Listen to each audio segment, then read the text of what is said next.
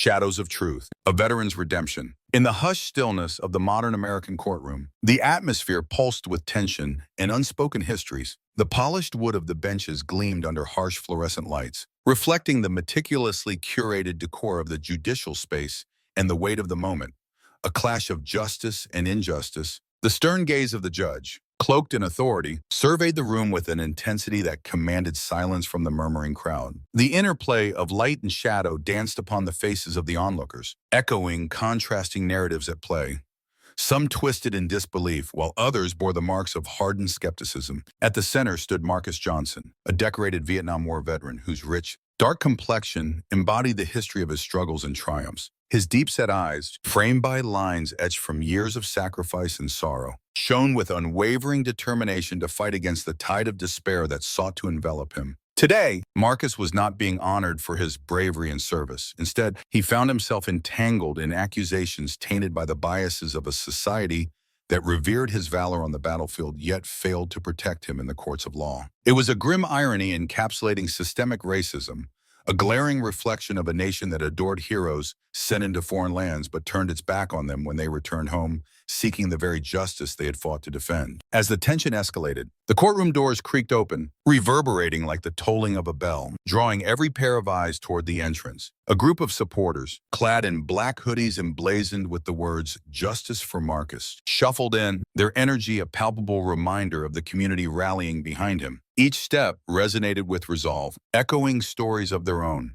Families torn apart by a system favoring the affluent and powerful. Among them was Lisa, a young activist with fire in her heart and an unwavering belief in the possibility of change. She had spent countless nights organizing protests and conducting community workshops to educate her peers about the systemic issues of racial inequality, driven by her personal experiences that ignited her passion for justice. Lisa glanced at Marcus and saw not only a veteran, but also a symbol of their collective struggle.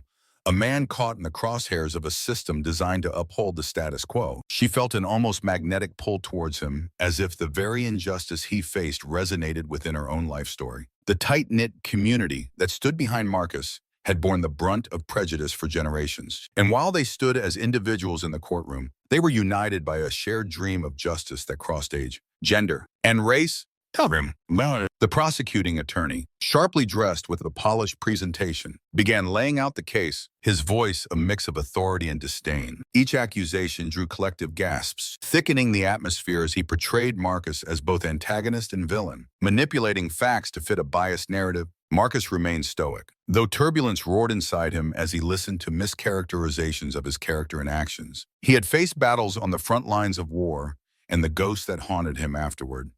This was just another fight, and he was determined to stand his ground. As the defense attorney stood to present their case, a wave of anticipation swept through the room. The defense was more than just a legal strategy. It was a testament to the fight for representation and fairness in a system often stacked against marginalized voices. The attorney spoke passionately, strategically highlighting the inconsistencies in the prosecutor's arguments while shedding light on Marcus's honorable service and the sacrifices he had made for his country, a nation that now seemed eager to vilify him. She implored the jury to look beyond the surface and recognize the human being standing before them, a veteran deserving of dignity, understanding, and fairness. Time stretched and warped as the trial unfolded, a surreal blend of reality and performative theater. Each day brought fresh waves of hope and despair. Marcus's resilience inspired many, including the younger generations, eager to carry the torch of social justice into the future. Outside the courthouse, supporters shared their stories, narratives interwoven with themes of love, loss, and an insatiable thirst for equality. The movement grew, taking root in the hearts of those who felt disenfranchised. With every gathering, they ignited a fire that would not easily be extinguished, an unyielding quest for justice rooted in solidarity and collective action. As closing arguments loomed, the air crackled with anticipation, drawing the community closer together, whispering prayers, sharing glances. Regardless of the outcome, it was clearer than ever. This was not just Marcus's fight. It was a defining moment for everyone who had ever felt the weight of injustice. a movement aimed at reclaiming their narratives and redefining what justice truly meant in America. As the tension escalated, the courtroom doors creaked open, and the sound reverberated like the tolling of a bell, drawing every pair of eyes toward the entrance. A group of supporters, clad in black hoodies emblazoned with the words "Justice for Marcus," shuffled in, their energy a palpable reminder of the community rallying behind him. Each step they took resonated with resolve, echoing stories of their own. Families torn apart by a system that often favored the affluent and powerful. Among them was Lisa, a young activist with fire in her heart and an unwavering belief in the possibility of change. She had devoted countless nights organizing protests and conducting community workshops that educated her peers about the systemic issues of racial inequality, driven by her personal experiences that instilled in her a fierce passion for justice. Lisa glanced at Marcus and saw not only a veteran, but also a symbol of their collective struggle, a man ensnared in the gears of an unforgiving system designed to uphold the status quo, where the guilty often went unpunished if they wore the right label. She felt an almost magnetic pull towards him, as if the very injustice he faced resonated deeply within her own life story, intertwining their fates in a poignant way. The tight-knit community that stood behind Marcus had borne the brunt of prejudice for generations. And while they stood as individuals in the courtroom, they were united by a shared dream of justice that transcended the barriers of age, gender, and race. Their presence was not merely about support, it was a declaration of defiance against a judicial system that too often silenced voices like theirs. Instead of merely spectators, they embodied an uprising, a yearning for their stories to be heard and validated. As the prosecution prepared to deliver its arguments, Lisa felt a surge of determination. She understood that this trial's outcome would ripple beyond Marcus, affecting the lives of countless others who had similarly been wronged by a flawed system. The prosecuting attorney, an impeccably dressed figure with a presentation that oozed confidence, began laying out the case, his voice a mix of authority and disdain. Each accusation launched against Marcus was met with collective gasps, and the atmosphere thickened as he painted Marcus as both antagonist and villain, manipulating facts to fit a biased narrative that had little to do with the actual events. Marcus remained stoic, though inside, turbulence roared as he listened to mischaracterizations of his character and actions. Feeling the weight of thousands of eyes fixated on him, he had faced battles on the front lines of war and the emotional ghost that haunted him afterward. This was just another fight in his long journey, and he was determined not to back down. As the defense attorney stood to present their case, a wave of anticipation swept through the room, the silence heavier with hope. The defense was more than just a legal strategy. It was a testament to the fight for representation and fairness in a system often stacked against marginalized voices. The attorney spoke with impassioned eloquence, strategically dismantling the inconsistencies in the prosecutor's arguments, while illuminating Marcus's honorable service and the sacrifices he had made for his country, a nation that now seemed eager to vilify him. She implored the jury to look beyond the surface and recognize the human being as standing before them, a veteran deserving not just of dignity, but of empathy, understanding, and a fair hearing based on the truth. Time stretched and warped as the trial unfolded, a surreal blend of reality and performative theater. Each day brought fresh waves of hope for some and despair for others. Marcus's resilience inspired many, particularly the younger generations, eager to carry the torch of social justice into an uncertain future. Outside the courthouse, supporters shared their stories, narratives interwoven with themes of love, loss, and an insatiable thirst for equality. The movement grew, taking root in the hearts of those who felt disenfranchised. With every gathering, they ignited a fire that would not easily be extinguished, an unyielding quest for justice anchored in solidarity and collective action. As closing arguments loomed, the air crackled with anticipation, drawing the community closer together as they whispered prayers and exchanged glances laced with both hope and concern. Regardless of the outcome, it was clearer than ever. This was not just Marcus's fight. It was a defining moment for everyone who had ever felt the weight of injustice, a movement aimed at reclaiming their narratives and redefining what justice truly meant in America, where the echoes of their struggles could no longer be ignored. As the trial began, the atmosphere in the courtroom was charged with a potent mix of curiosity and disbelief, as onlookers strained to absorb the gravity of the proceedings unfolding before them. Accused of a crime he did not commit, a cruel and unjust accusation rooted solely in the color of his skin, Marcus's fate hung precariously in the balance. The stakes were not just personal.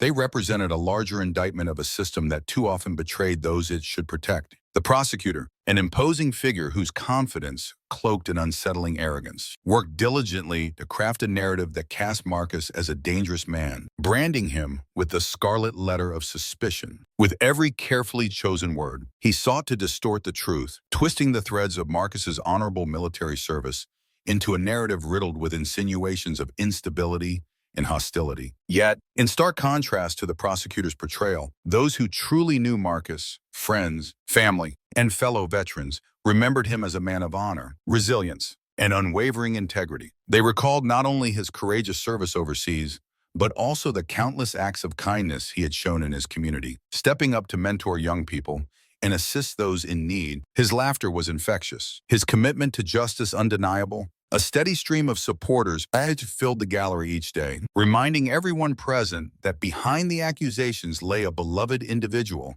a son, a brother, a steadfast friend, who deserved not just legal representation but compassion and understanding in a world that increasingly seemed devoid of both. As the days of the trial unfolded, the tension in the courtroom thickened, echoing the unease that resonated throughout the community. Local headlines blared sensationalist headlines, fueling public opinion and misrepresenting the facts of the case. Social media buzzed with heated debates as hashtags sprang up in solidarity with Marcus, giving voice to the frustrations of those who recognized the systemic issues at play. Protesters rallied outside the courthouse, holding signs emblazoned with messages of support, demanding transparency and justice. But as the defense began to present its case, a glimmer of hope emerged. The attorney, a sharp-witted woman with steely determination, meticulously deconstructed the prosecutor's narrative. She called upon character witnesses who painted a vivid picture of Marcus's life, his dedication to family, his resolve in adversity, and his efforts to foster unity within his neighborhood. As they spoke, the jury's expressions began shifting from skepticism to contemplation, the scales of justice slowly tilting in Marcus's favor. The defense team also brought forth documents that showcased the crucial evidence overlooked by the prosecution, including alibis and timelines ignored in the rush to judgment. As Marcus sat at the defendant's table, his heart raced, not just from fear, but a fierce hope that justice might prevail. He recalled his grandmother's words, "Truth will win out in the end," and clung to that belief like a lifeline. The trial inevitably became a catalyst for broader discussions, drawing activists and community leaders alike into a dialogue about race, justice, and the need for reform within the legal system. Town halls sprang up, inviting citizens to voice their concerns and share personal stories of discrimination. In the shadows of the courthouse, alliances were forged, uniting disparate groups in a common cause for equality and accountability. As the final days of the trial approached, the courtroom transformed into a microcosm of the larger society, reflecting the hopes and fears of those who had gathered. Every testimony resonated with urgency, every argument a plea for fairness, and when the jury finally received the case for deliberation, silence enveloped the room, an ominous pause pregnant with possibility, awaiting their decision. Marcus sat, yearning for the moment that would define not just his life,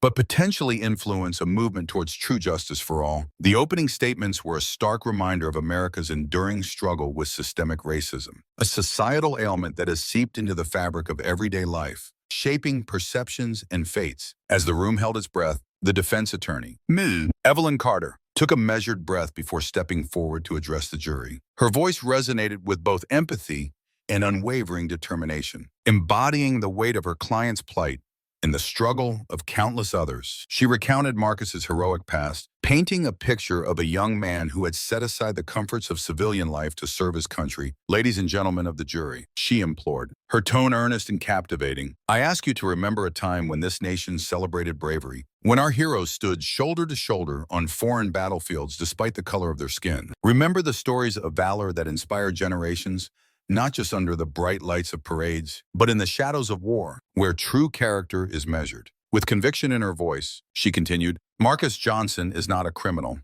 He is a veteran who fought for our country under unimaginable adversity. Today, he stands before you falsely accused, a victim of a prejudice that haunts every courtroom and every street in our society. The very notion that he is here, facing judgment simply for seeking safety in his own neighborhood, should infuriate each of you. Do not allow this trial to become another statistic, another tally in the ledger of injustice. Look beyond the charges and see the man, his service, his sacrifice, and the unyielding spirit that defines him. Her powerful words hung in the air, not just as a defense of Marcus, but as a rallying cry for justice, reminding everyone present of the truths they often overlooked and the responsibilities they bore as arbiters of fairness in a world rife with bias. As the silence settled after her impassioned plea, a murmur of unease rippled through the courtroom. The jurors shifted in their seats, their expressions a mixture of contemplation and reluctance as they grappled with the weight of her words. They had come in with preconceptions, shaped by headlines and societal narratives. But now, seeds of doubt were being sown. It was as if the room held its breath, caught between the familiar tides of judgment and the stirring call for introspection she had ignited. Then, a voice broke the stillness. A juror, a middle-aged man with weary eyes that seemed to carry the weight of countless battles, spoke up. I served, too. I know what it's like to fight against the odds, to face challenges that threaten to overshadow one's very essence. What Marcus did, fighting for our freedoms, it shouldn't put him in a position to fight for his innocence. His words resonated deeply, cutting through the palpable tension in the room like a knife through fog, lending a powerful momentum to the charged air. The juror's voice, laden with personal history and unspoken sorrow, invoked a sense of shared experience that was impossible to ignore. It was as if he had peeled back the layers of judgment that hung in the air, exposing the raw humanity beneath the surface. He continued, his tone steady yet infused with passion. We've all fought our own battles, and we owe it to ourselves to recognize that this is not just another case.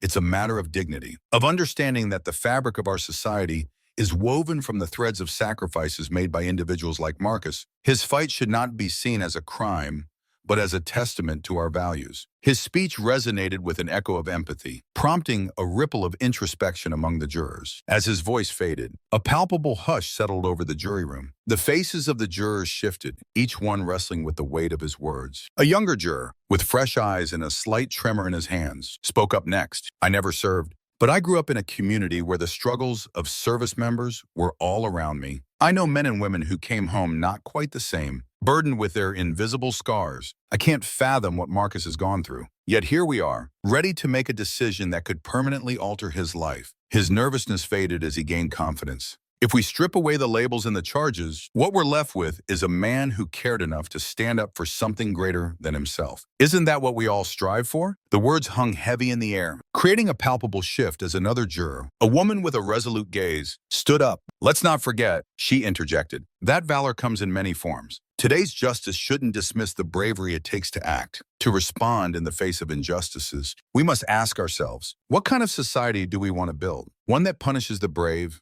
or one that honors them? If Marcus's actions were driven by a sense of duty and morality, should we not commend him rather than condemn him? Her voice reverberated off the walls, igniting a fervor among the jurors. It was as though an unspoken pact formed among them.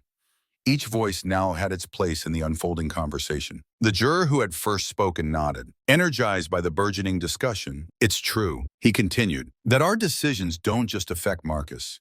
They shape the narrative for every veteran out there, battling demons both on the field and at home. This is about more than just this trial. It's a reflection of us all. As the deliberation deepened, different stories began to unfold. Stories of families torn apart by the consequences of war. Recollections of nights spent worrying for loved ones on the front lines. Anecdotes of resilience in the face of societal apathy. With each account, a collective understanding blossomed amid the jurors, rooting itself into a sense of shared humanity. They were not just a jury, but a community bound by occasionally painful yet necessary truths. And then, a silence fell over the room once more. But this time, it bore an air of solidarity. The last juror, an older woman whose face bore the lines of age and wisdom, finally spoke with a quavering yet firm voice. Let us remember that our ruling is not just a verdict on Marcus.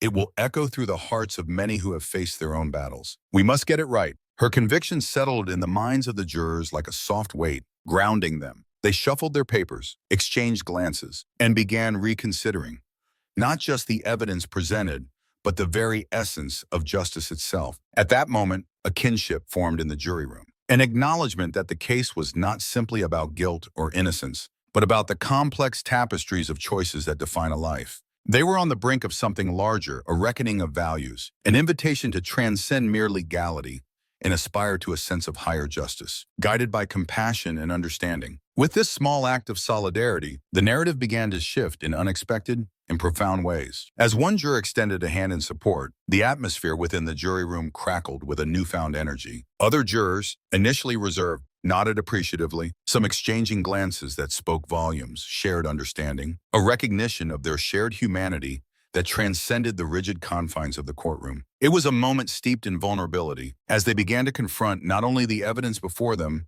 but also the broader implications of their decisions on a life intersected by struggle and resilience. The subtle transformation resonated through the jury like a wave, breaking down the walls that prejudice had built, as cracks of empathy appeared in the stoic facades they had maintained throughout the trial. Each juror was confronted with the realization that they were not just arbiters of guilt or innocence, but custodians of a life story that deserved to be heard, creating a ripple that would challenge the very foundations of their preconceived notions and biases. One by one, the jurors began to voice their thoughts, transforming the quiet room into a symphony of reflections. What if he's not just a criminal, but a victim of circumstance? One juror questioned, igniting the discussion further. The air filled with stories of lost opportunities and unyielding societal pressures, illuminating the landscapes of both the defendant's life and their own. They began to share personal anecdotes, stories of neighbors, family members, and even past experiences that resonated deeply with the case at hand. The jurors discussed systemic issues, poverty, addiction, and trauma that laid the groundwork for the choices that led them to this very courtroom. Each narrative shared was a thread in a complex tapestry, weaving a collective understanding of not just the case, but the human experiences that shaped it. As the hours passed, the initial hesitations transformed into passionate discussions. As some jurors challenged others to empathize further, what does it mean to truly serve justice? One spoke up, sparking an intricate dialogue about morality and the law. They questioned whether justice was solely about following the law to the letter, or if it should also encompass a moral compass that recognizes the humanity in everyone. The debate became a crucible, refining their perspectives, reshaping their understanding, and compelling them to grapple with tough questions about responsibility, redemption, and the power of second chances. Outside the jury room, the world continued its rhythm. Unaware of the profound transformation unfolding within, each juror left their personal biases at the door, committing to a genuine exploration of the person behind the charge. They found themselves contemplating the weight of their choices with a newfound gravity, understanding that the decision they faced would ripple far beyond the confines of this trial. It dawned upon them that they held the power not merely to condemn or absolve,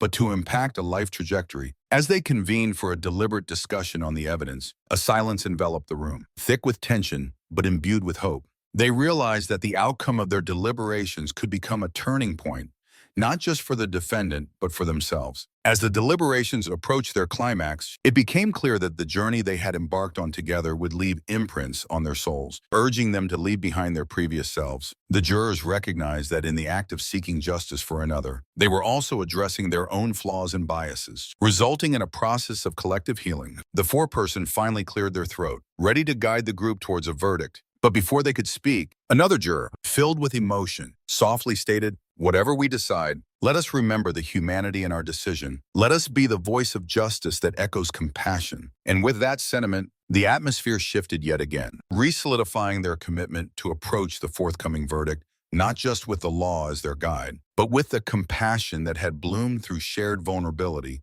This was no longer just about right or wrong. It was about understanding, healing, and ultimately, the courage to redefine what justice meant for everyone involved. As the trial continued, more testimonies emerged that painted a fuller picture of Marcus's life and character. Friends and family stepped forward, recounting how he had shielded his community during natural disasters, how he volunteered at local shelters, and how he had mentored at-risk youth. Each piece of evidence blossomed into a rich tapestry of his unwavering commitment to those around him. However, the prosecution sought to undermine this image. Presenting a contrasting narrative that focused on Marcus's past mistakes, they revealed moments of his life where he had struggled, suggesting that the kindness he had shown was merely a facade to cover deeper flaws. Witnesses from his past appeared, sharing stories that cast doubts on his reliability and moral compass. With each account, the courtroom buzzed with tension as the jury grappled with the conflicting portrayals. Yet, in the midst of this turmoil, a pivotal moment arose. A close friend of Marcus, Janelle, took the stand and delivered a heartfelt testimony. Tears streamed down her face as she recounted the night of a devastating flood that had ravaged their town. She shared how Marcus had risked his own safety to rescue trapped families, using his own truck to transport those in need to safety, even while there was urgent talk of rising waters and potential evacuations. Her unwavering belief in Marcus's integrity began to reestablish the image that had once been so vibrantly painted. As the days passed, the jury found themselves mulling over these juxtapositions. Marcus's actions during moments of crisis resonated deeply with some jurors, invoking feelings of compassion and a reminder of the capacity for human goodness. The dramatic tension continued to unfold as Marcus's lawyer meticulously combed through the evidence, juxtaposing the testimonies against the backdrop of his charitable endeavors and the community's overwhelming support. With community members rallying behind him, a campaign to defend Marcus began, gaining traction on social media and in local news outlets. Supporters organized vigils, showcasing not only their loyalty to Marcus,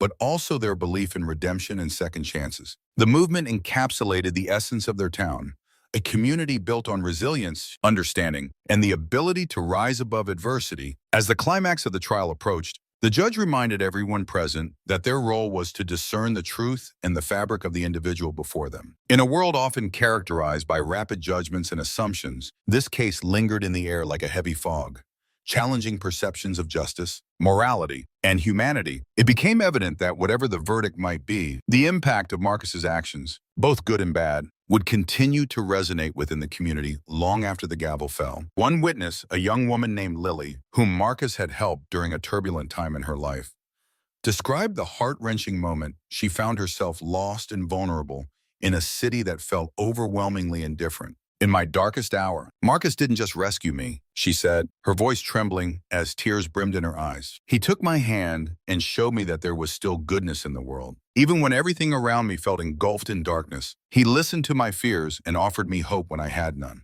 It wasn't just a physical rescue, it was a renewal of my faith in humanity. The jurors, now deeply engaged in this poignant moment, were compelled to confront a more profound narrative. They were forced to reckon with the person beyond the accusations, the man who had woven acts of compassion into the very fabric of their community. They began to see Marcus not solely through the lens of potential guilt, but as a complex individual whose actions had undeniably shaped lives, including their own. As the courtroom sat in a hushed reverie, another juror, an older man with salt and pepper hair, leaned forward, his eyes reflecting a mix of contemplation and remorse. I remember when my own son struggled with addiction. He began, his voice gravelly yet steady. It was people like Marcus who kept him afloat.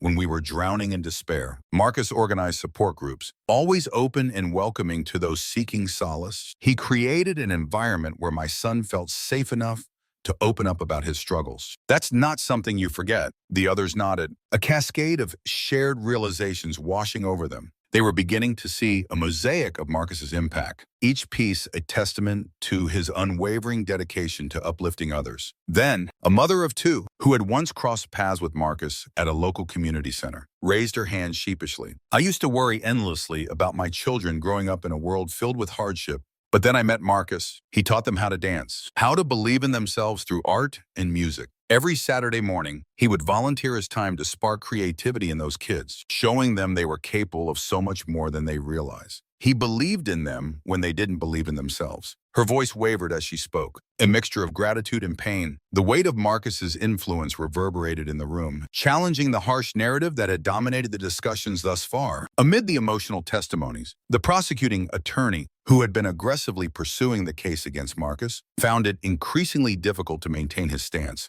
The room was saturated with empathy, creating an atmosphere that was nearly palpable. He glanced at the jury, noting their softened expressions. The way they were grappling with an inner conflict, it became evident that he could no longer simply frame the narrative as one of guilt and crime. It was now equally about redemption and the rippling effects of one's life choices. Finally, a quiet voice broke through the tension. It was Marcus's own mother, her hands shaking slightly as she stood to speak. "My son has always had a kind heart," she said, her eyes shimmering with love. "When he was just a boy, he would bring home stray animals and nurse them back to health. I saw then the compassion he had, and it only deepened as he grew. While I never expected him to face such serious accusations, I do know that he wouldn't have hurt anyone, intentionally or otherwise. He's always been a protector." Her words lingered in the air, wrapping the courtroom in a tender ache that prompted many to wipe away silent tears. As the walls of the courtroom seemed to close in with the weight of these testimonies, the jurors were no longer merely observers. They were members of a community finally recognizing the depth of Marcus's life beyond the legal predicament before them. They also began to reflect on their own lives, questioning how they might act when faced with similar choices.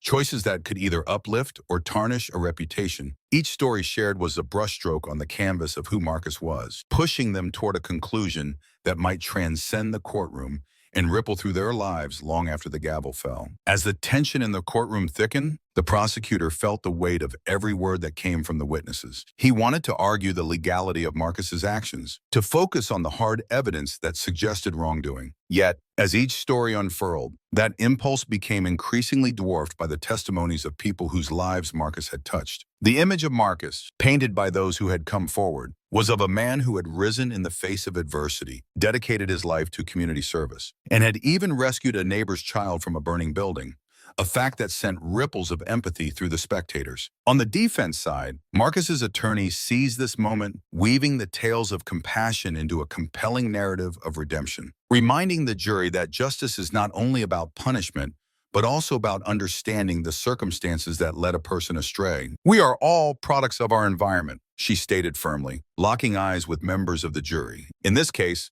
we must ask ourselves, what drove Marcus to his mistakes? What can we learn from his journey rather than simply categorizing it as exceptional or ordinary? The jury, comprised of faces reflecting a range of experiences and perspectives, shifted uncomfortably in their seats. Clearly torn, the notion of mercy loomed in the air. A silent conversation carried between glances exchanged and breaths drawn. Could they really ignore the man behind the allegations? The complexity of humanity intertwined with the law began to surface. As they considered the implications of their decision beyond the four walls of the courtroom, outside, the community still stood vigil, an embodiment of hope and support. Banners with messages of solidarity were draped over fences, and local newspapers echoed the sentiment, pushing for a more nuanced understanding of individuals in moments of crisis. This was more than just a single case.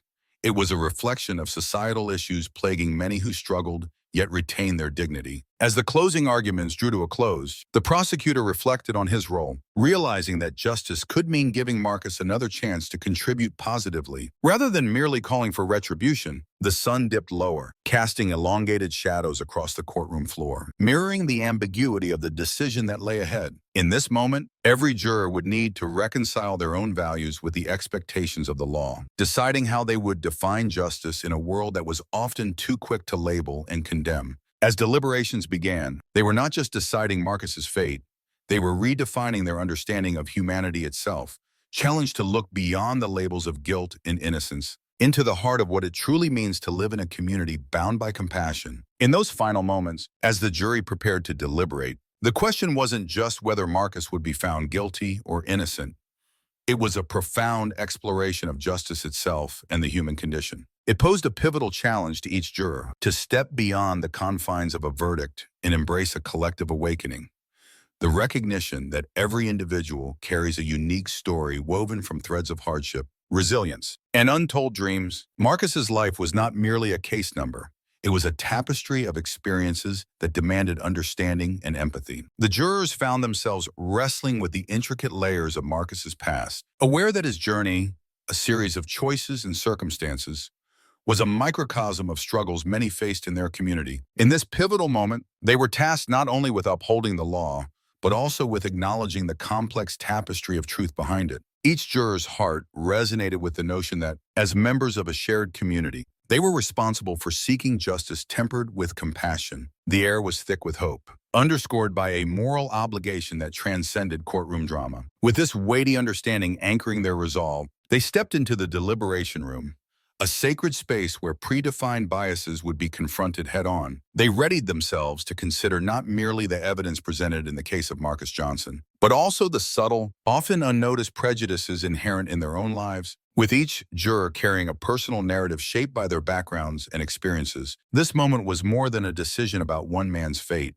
It was a chance to redefine what it meant to be part of a community, a chance to embrace a vision of justice that included empathy, understanding, and the potential for redemption. As they settled into their seats, the weight of the task ahead loomed large. The foreperson, a seasoned teacher with years of experience in nurturing young minds, cleared their throat and reminded everyone of the critical role they played in the pursuit of justice. "We are not just here to judge Marcus," they stated, their voice steady. "We are also here to challenge ourselves, to uncover any biases that walk in with us and cloud our judgment." The other jurors nodded, sharing glances that held a quiet determination. The evidence presented in the case had been intricate, a tapestry woven together with moments of desperation, anger, and fear. As the jurors began to discuss, they found themselves pulling apart the threads of the narrative laid before them. They examined not just the facts, the witness statements, the physical evidence, the discrepancies highlighted by the defense, but also the emotions threaded through every detail. Every piece of testimony brought forth echoes of their own lives, compelling them to reflect on their understanding of justice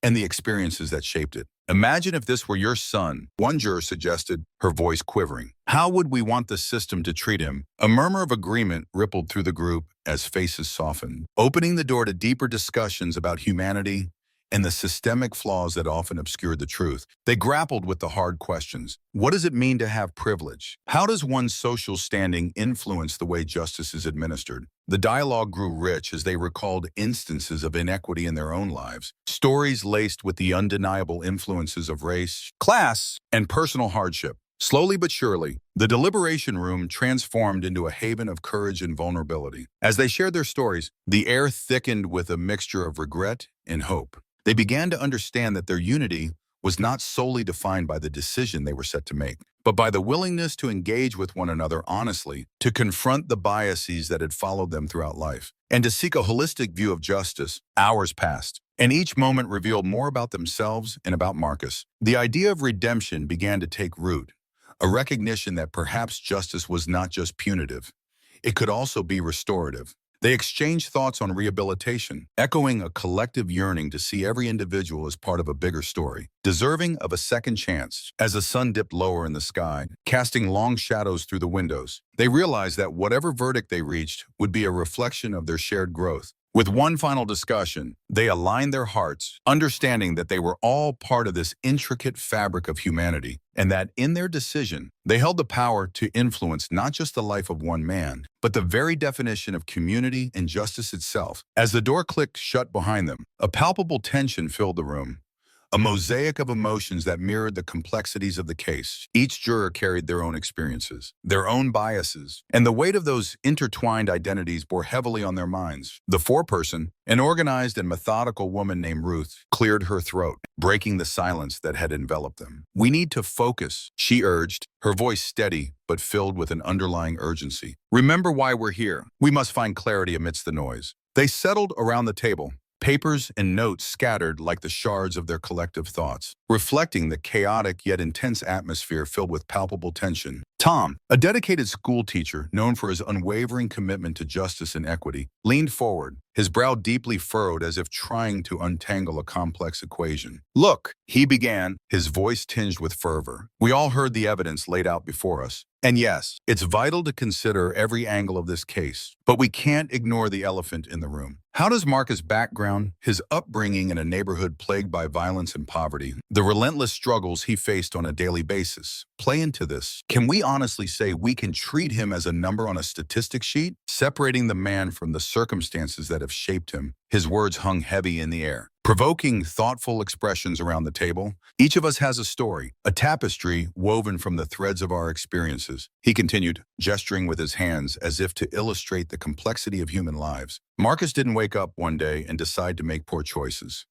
He was molded by a society that often forgets its most vulnerable. We have to ask ourselves, do we uphold the same standards for everyone? Or do we hold some lives in higher regard simply based on the privileges they've been afforded? With every point made, the tension in the room began to shift, evolving the conversation from mere facts to deeper reflections on empathy and justice, blurring the lines between guilt and innocence. A murmur of agreement rippled through the room, a sound underscored by quiet understanding and shared concern. Maria, a seasoned nurse who had dedicated her career to serving in the city's most troubled neighborhoods, leaned forward, her voice steady but laden with emotion. "Many of us have seen firsthand how a person's environment shapes their choices and impacts their behavior. These neighborhoods, with their stories of hardship and resilience, are not just statistics.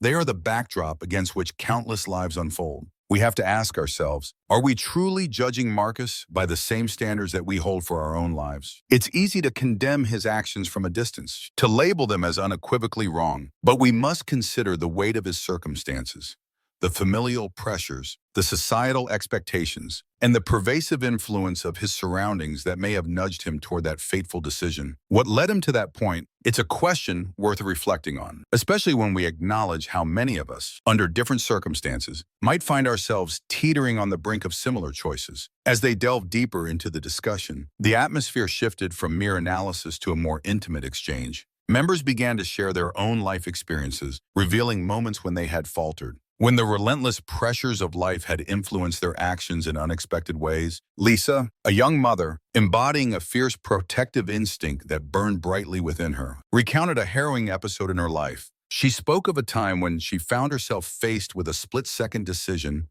that would define the safety of her family. The choice she had to make had dire legal repercussions, yet it felt inherently right, etched into her core by the primal desire to safeguard her loved ones. "I knew I'd do anything for my children, for their safety," she expressed, her voice thick with emotion, trembling slightly as she recalled the turmoil of that moment. Her words resonated deeply, prompting others to consider the moral complexities of survival. What if Marcus was just trying to survive? She pondered aloud, challenging the group to empathize with the desperation that could lead someone down a dark path. A reminder that sometimes the line between right and wrong could blur in the face of instinctual parenting. The room fell silent as her poignant question lingered in the air, compelling each participant to reflect on the broader implications of their own choices and the societal circumstances that shape these decisions. Hours passed, each ticking minute a reminder of their intense commitment as they edged closer to a verdict. Yet, amid the uncertainty, the conversations continued to evolve, challenging ingrained preconceptions and fostering an atmosphere ripe for self-examination. The gravity of their duty weighed heavily on their shoulders, forcing each participant to confront not only their prescribed societal roles, but also the profound impact they could wield as agents of change in a world often burdened by prejudice and fear. As they engaged in passionate debates and moments of vulnerable sharing, they slowly uncovered common ground they never anticipated sharing, discovering shared fears and hopes that resonated across their diverse backgrounds. Silence morphed into genuine empathy. What began as a stark binary of guilt or innocence transformed into a rich, nuanced contemplation of humanity. They moved beyond the confines of black and white thinking, delving into the intricate tapestry of human experience, where compassion began to take precedence over judgment, and understanding emerged as a beacon amidst the darkness of their collective uncertainty. The clock ticked toward midnight, the slow, deliberate sound echoing in the tension-filled silence of the room. Fatigue threatened to cloud their judgment, shadows beneath their eyes revealing the long hours spent in contemplation. Yet the urgency of their mission fueled resolve, igniting determination that would not be easily extinguished. As deliberations converged toward a singular thought, an undeniable truth emerged: the profound need for compassion in a world heavily reliant on harsh absolutes. Each distinct voice gradually harmonized into a chorus, acknowledging the importance of empathy over rigidity, reflecting a deeper understanding of the human condition. In that pivotal moment, the jury transformed from a mere assembly of diverse individuals with no prior connection into a powerful collective voice, united by a shared mission to advocate for understanding, growth, and, above all, the profound belief in redemption. They began to perceive their duty not only as a legal obligation, but as an ethical calling, an opportunity to reframe the narrative of accountability and forgiveness that often gets overshadowed in the pursuit of justice. The decision they would ultimately render would be theirs alone. Yet the lessons learned and the bonds formed within the intimate confines of that small room were destined to resonate far beyond its four walls. These themes of compassion and acceptance would ripple outward, echoing through their communities and perhaps shedding light on countless similar stories that yearn for acknowledgement and healing. As they contemplated their role, it became increasingly clear that they were participating in something far greater than themselves. They were weaving a tapestry of hope that might inspire others to challenge their biases and extend a hand to those seeking a path to redemption. With these words echoing in the room like a lingering resonance of truth, the trial took on a dual narrative, a complex tapestry interwoven with the intricate threads of both the past and the present. The judge, sensing the palpable tension that hung in the air, called for a recess, allowing emotions to simmer and the weight of the testimonies to settle. Meanwhile, Marcus sat in stillness, his two hands clasped tightly together on the polished wooden bench near the witness stand, a stark contrast to the turmoil raging within him. His gaze drifted away from the sterile courtroom, transported back to the dense and suffocating jungles of Vietnam, where each shadow held the ghosts of those he had lost and the burdens of decisions that weighed heavily on his conscience. Those treacherous missions had tested not only his physical strength and strategic prowess, but had also pricked the very fabric of his moral convictions, forcing him to confront the stark realities of survival, loyalty, and sacrifice, shaped by the adrenaline of battle and the haunting memories that followed. As he recalled the sounds of gunfire and screams that echoed in his ears, he felt an undeniable connection between the scars of his past and the unfolding drama of the present, revealing that the fight for justice was not just a legal battle, but a profound quest for redemption and understanding in the shadow of his own experiences. Flashback. In the sweltering heat of a Vietnamese summer, Marcus had once led his platoon through a perilous jungle ambush. Under heavy enemy fire, his training and instinct kicked in. Amid clouds of K, he shielded his comrades, moving decisively through peril. Every step was a fight against fear.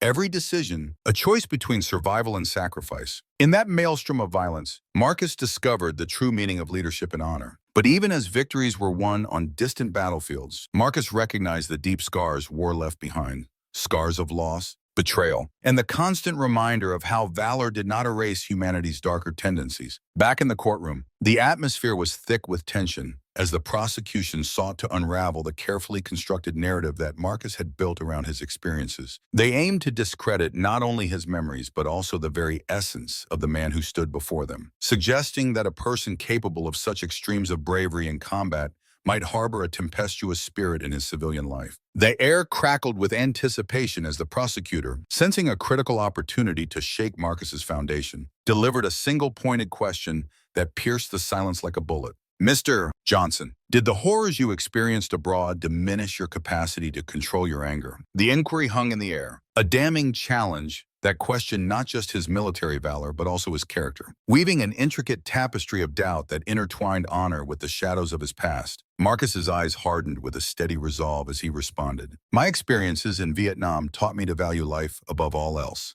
even amidst the chaos of war. Each day was a struggle against not only the enemy, but also the darker instincts that lurked within, urging me towards violence. In those harrowing moments, where gunfire drowned out reason, I found clarity. Every moment I survived, every life I helped save, was a testament to the power of reason over rage. I learned that the true battle lies not in the confrontation with others, but within ourselves. Since returning home, I have dedicated my life to protecting those around me, not harming them. I have volunteered in veterans programs, using my voice to advocate for mental health awareness, helping others navigate the aftermath of trauma. It has become my mission to turn my past, not into a weapon of destruction, but into a bridge toward understanding and healing. His answer resonated with the audience in the courtroom, echoing through the tense air and momentarily silencing the restless murmurs of speculation. It was a moment charged with raw emotion, as the weight of his words bore down on both the jury and those who had come to witness the unfolding drama. However, that same answer also deepened the heavy air of suspicion that enveloped him, a palpable reminder of the societal prejudices that often clouded judgment, particularly against someone with a military background. The case against him, constructed precariously upon circumstantial evidence and fragmented eyewitness testimonies, began to show signs of fragility. This foundation would soon be subjected to the relentless scrutiny of the defense's probing questions. Questions designed not only to challenge the validity of the claims, but to unravel the fundamental biases that had influenced the perception of the events surrounding the trial. As each layer of the case was peeled back, it became increasingly clear that the narrative woven by the prosecution was far from infallible, revealing cracks that hinted at the complexity of truth and the often unseen forces at play in the justice system. As days turned into relentless hours of testimony and cross-examination, the shadows of Marcus's military past continued to interlace with the narrative of the trial, casting a long and tumultuous shadow over the proceedings. His experiences, laden with trauma and honor, only deepened the complexity of his character in the eyes of the jury. Yet, the seeds of doubt began to bloom when an overlooked detail surfaced, a discrepancy in the timeline of events presented by the prosecution that raised eyebrows and skepticism among the onlookers. This revelation was not just a minor oversight.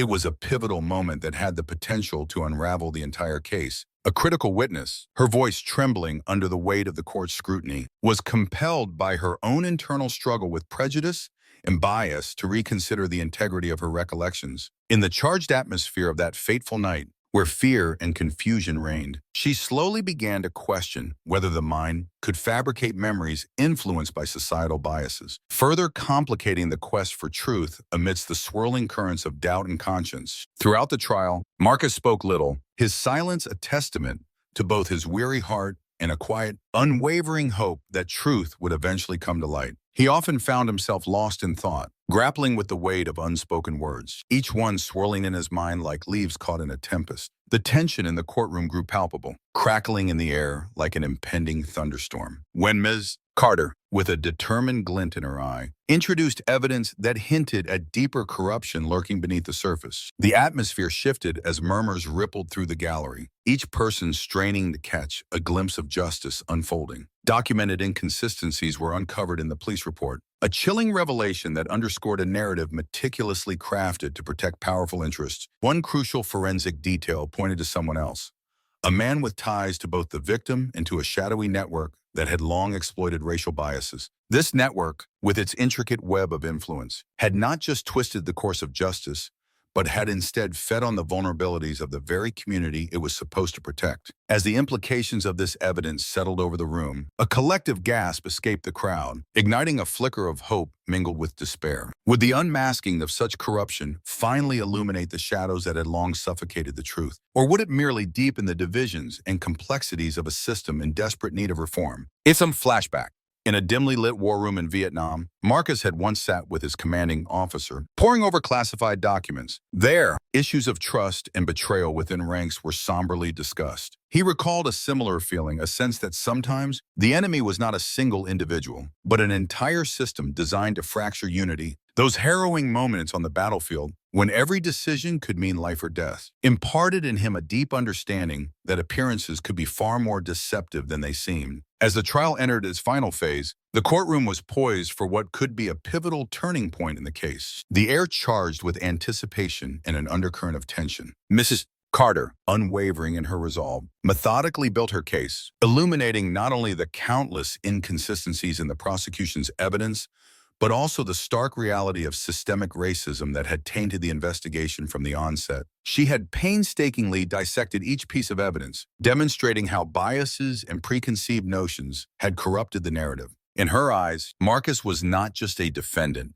He was a reflection of a society quick to judge and slow to understand. She argued passionately that Marcus was an easy target for a quick conviction, an individual burdened by a society that remembered him only as a stereotype rather than as a man of honor, a loving father, and a community pillar who had faced unimaginable adversities with dignity. The weight of her words hung in the silent courtroom, urging jurors to look beyond the superficial and question not just the validity of the evidence, but the integrity of a system that often failed those it was meant to protect. We must ask ourselves, she implored the jury, what does it mean to be a hero? Is it simply a title awarded by medals and truncal bravery on the battlefield? Or is it about how we treat our fellow citizens when they are most vulnerable? Marcus Johnson has refused to embody the negative stereotypes that have been imposed upon him. On the contrary, he embodies the very essence of service and sacrifice. To convict him on the flimsiest of evidence is not only a miscarriage of justice, it is a betrayal of the values this country holds dear. The courtroom fell silent, the tension palpable, as a seasoned detective took the stand, his badge gleaming under the harsh fluorescent lights. With every step he took, a ripple of anticipation surged through the spectators, each person keenly aware that the fate of many rested on this moment. Under the intense cross-examination led by the relentless Mrs. Carter, the detective slowly began to retrace the chaotic events of that fateful night.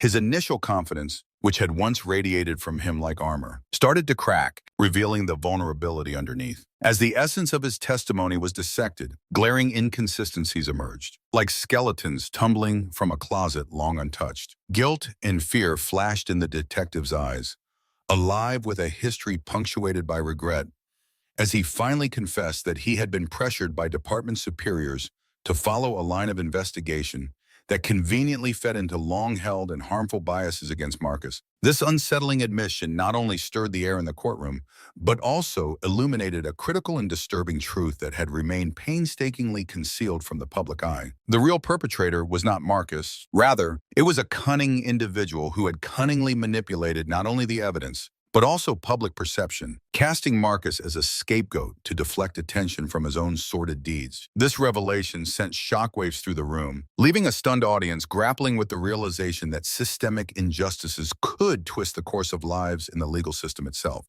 The detective stood there, painfully aware that his reputation and the trust placed in him had been tethered to a narrative not of his own making, a narrative that had betrayed the very ideals of justice he had once vowed to uphold. In a dramatic twist that felt almost like something out of a thriller, a trove of compelling evidence was unearthed. Photos that captured clandestine exchanges, communications laced with hidden meanings, and intricate financial trails that pointed unmistakably toward the true culprit. This mastermind was no ordinary criminal. He was a white-collar criminal, expertly ensconced within the city's elite circles. With an almost unnatural cunning, he had leveraged the very fabric of systemic racism, manipulating its threads to orchestrate a frame-up that he believed would effectively exonerate him, while simultaneously ensuring Marcus's swift and unjust condemnation. This nefarious individual, well-versed in the dark arts of manipulation, understood the prejudices lurking in the hearts of his peers. He had spun a web of deceit so intricate that it ensnared not only Marcus, but also the collective will of the community, feeding on their biases and fears, all the while hiding in plain sight. The reverberations of this treachery reached far beyond Marcus, threatening to ripple through the legal system itself and challenge the very foundation of justice that everyone had come to take for granted. In flashback, Marcus remembered his last mission in Vietnam, a mission that had ended in tragedy when an ambush resulted in the loss of several of his closest comrades. In the post-conflict silence that followed, he had vowed that their sacrifices would never be in vain. That vow had driven him throughout his post-war life. It had kept him fighting for justice, for truth, and for the belief that honors earned in sacrifice should never be tarnished by the failings of society. The memory of those lost friends lent strength to Marcus in the courtroom, each heartbeat echoing their silent promise of integrity. With the scales of justice beginning to tip towards righteousness, the judge, a figure of measured authority amid the charged atmosphere, called for closing arguments. It was in this moment, rife with tension, that the prosecution's veneer of confidence began to crack, revealing an undercurrent of uncertainty that flowed through their ranks. Their once steadfast assertions were now laced with hesitation, as they begrudgingly acknowledged the existence of numerous unanswered questions that loomed large like shadows over their case. Instead of solid ground, they were standing on a shifting landscape of prejudiced assumptions and conjecture, a foundation crumbling beneath the weight of scrutiny. Their earlier relentless pursuit to tarnish Marcus's honor, a fabric intricately woven with threads of valor and sacrifice, now felt threadbare, unraveling entirely as the courtroom was flooded with an avalanche of overwhelming proof showcasing the true mastermind's duplicitous manipulations. Witness after witness had stepped forward, unearthing layers of deception that lay hidden beneath the surface, illuminating the dark corners where truth was obscured by bias. It was as if the very essence of justice had stirred from its slumber, eager to reclaim its rightful place and ensure that the honor of a man who had fought valiantly for his convictions would shine through the murky waters of prejudice. Mrs. Carter's final words reverberated throughout the courtroom with a potent mix of defiance and sorrow, capturing the collective breath of those present. Today, we are not simply seeking to free an innocent man.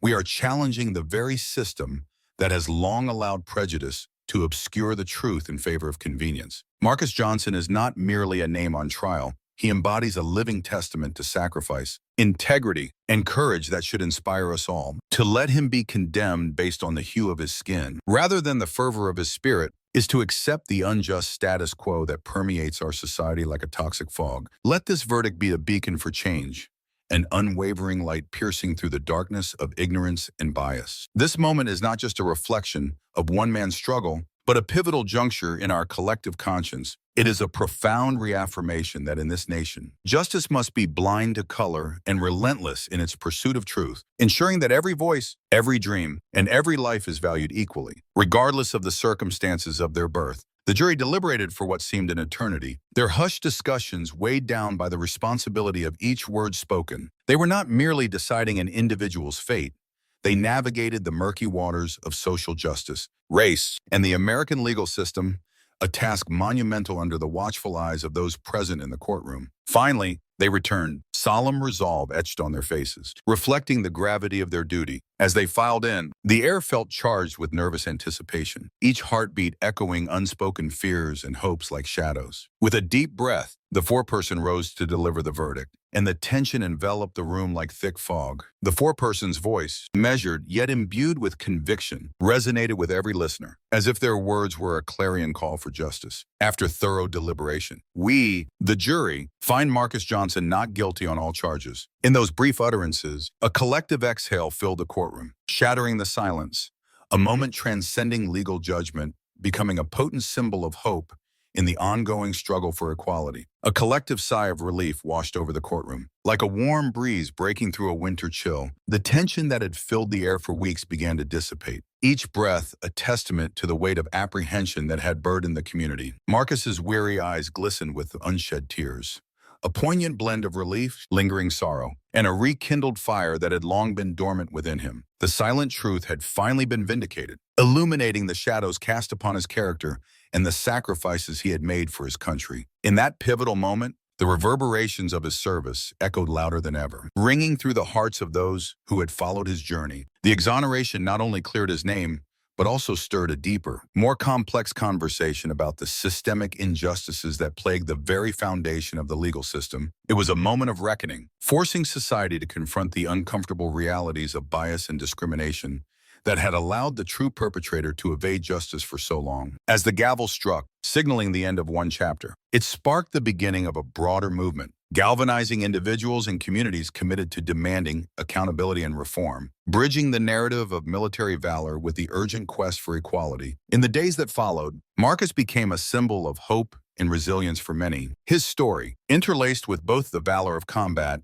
and the struggles against systemic injustice, sparked conversations across the nation. Schools, community halls, and even legislative bodies began to scrutinize previous cases where prejudice had clouded judgment. Marcus made it his mission to speak out on the importance of honoring true heroism, one that recognized the human soul, no matter how battle-worn or marred by the scars of service. Reflecting on the trial later that week, Marcus recalled that his life, colored by the tragedies and triumphs of war, had taken an unforeseen path in the pursuit of justice. While the wounds of false accusations had deeply scarred him, they also renewed his commitment to advocate for fairness beyond his own vindication. He became a leading voice in reform circles, joining hands with activists, lawyers, and fellow veterans to challenge and rebuild a judiciary that had once betrayed his trust. One crisp autumn day, as Marcus walked through a park filled with the golden hues of fallen leaves, he paused to look at a mural painted in his honor. A mural that depicted not just a soldier, but a man who had weathered countless storms and emerged resolute in the pursuit of truth. For a fleeting moment, he allowed himself to smile at the acknowledgement of his struggles, knowing well that his fight was part of a larger battle for a more equitable future. Yet, even as the fervor of the courtroom faded into memory and the press columns shifted focus to new headline stories, the story of Marcus Johnson remained a testament to the enduring spirit of those who refuse to be defined by society's biases. His experience was a reminder that justice, to be truly just, must look beyond the superficial markers of skin color and instead behold the heart that beats with the rhythm of sacrifice, honor, and unyielding truth. In the quiet after the storm, as reforms began to take shape and the echoes of a landmark trial resonated in courtrooms across the country, Marcus found solace in knowing that his painful journey had paved the way for a brighter future. The revelation of the true perpetrator not only set him free but ignited a movement, one that promised to dismantle the long-held prejudices that stained the halls of justice. Marcus Johnson now walked forward with his head held high, unfettered by the chains of an unjust past. His life, marked by heroism on distant battlefields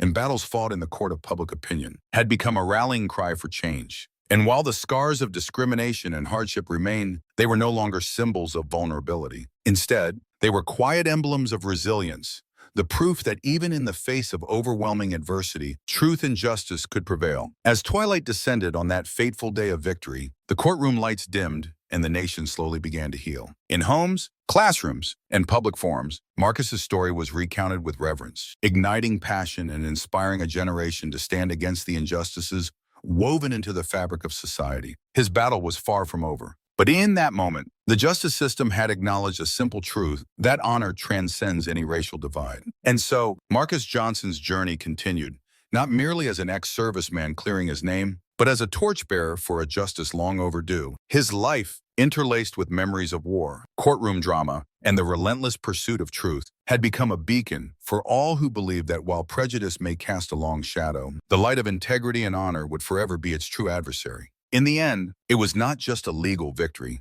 It was a profound personal reclamation of dignity and a stirring call to rebuild a society where every individual, regardless of their skin, could stand proud in the glow of justice,